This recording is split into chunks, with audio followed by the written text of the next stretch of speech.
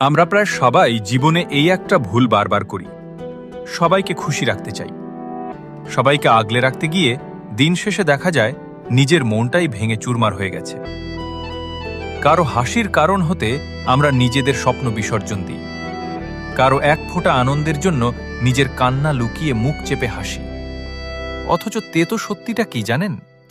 আপনি নিজের সবটুকু বিলিয়ে দিলেও সবার কাছে কখনো ভালো হতে পারবেন না। আপনার শতটা ভালো কাজ মানুষের কাছে স্বাভাবিক মনে হবে, কিন্তু ভুল করে ফেলা একটা ছোট ভুল তারা আজীবন মনে রাখবে। হাজারটা স্যাক্রিফাইস করার পরও একদিন শুনতে হবে, তুমি আর আমার জন্য কি করেছ? তাই সবার মন জয় করার এই মিথ্যে লড়াইটা এবার থামান। যে মানুষটা আপনার নীরবতা বোঝে না, সে আপনার হাজারটা ব্যাখ্যাও বুঝবে না।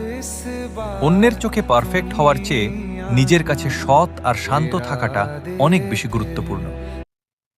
সবাইকে খুশি রাখার দায়িত্ব আপনার না। নিজের যত্ন নিন, নিজের মতো করে ভালো থাকুন।